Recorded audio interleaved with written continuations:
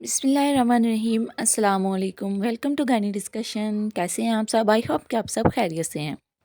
Pregnancy के दौरान खून की कमी होना बहुत कॉमन प्रॉब्लम है।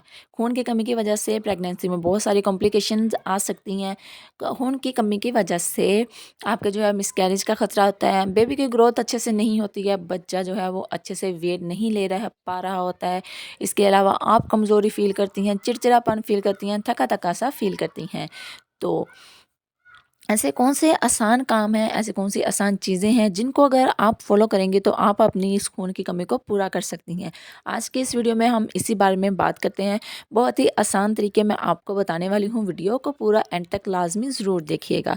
तो फ्रेंड्स, वीडियो शुरू करने से पहले रिक्वेस्ट करती हूँ कि चैनल को सब्सक्राइब ज़रूर कर लीजिए। आयरन की कमी की वजह से फ्रेंड्स, ज़ाहिर सी बात है आप कमज़ोर रहेंगी तो बच्चा भी कमज़ोर ही रहेगा और उसकी जो है डिलीवरी में भी प्रॉब्लम्स आएंगी। इसके अलावा अगर आपका बच्चा कमज़ोर पैदा हुआ है तो उसको बर्थ के बाद भी इन्फेक्शन बहुत ज़्यादा जल्दी हो जाएगा, वो बहुत ज़्यादा बीमार रहेगा।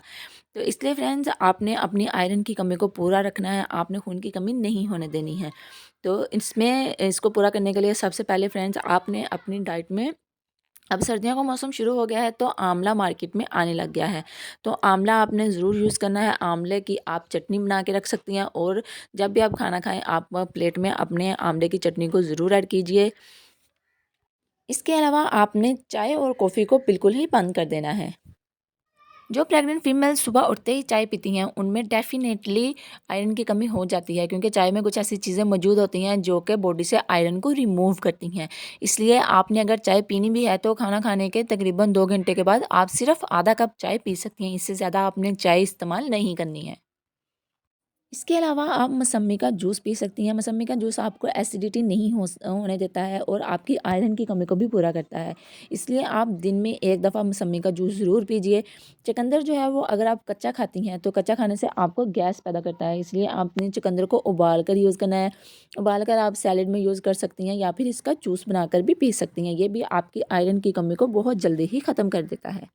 आयरन की कमी को दूर करने के लिए आयरन लेने के साथ साथ आपको विटामिन सी भी लेना होता है। विटामिन सी आप आयरन को आपकी बॉडी में बहुत अच्छे से अब्जॉर्ब कर देता है। आयरन जो कि आपकी डाइट में भी मौजूद होता है उसको अच्छे तरीके से आपकी बॉडी में अब्जॉर्ब करता है। तो आपने जो है आयरन और विटामिन सी को कभी भी एक साथ नहीं लेना है। आयरन की अगर आप टैबलेट भी ले रही हैं तो आपने इसको कोशिश करना है कि मॉर्निंग में ले लें, ताकि इस पूरा जो दिन है उसको मिल जाए, पूरा टाइम वो डाइजेस्ट अच्छे से हो जाए।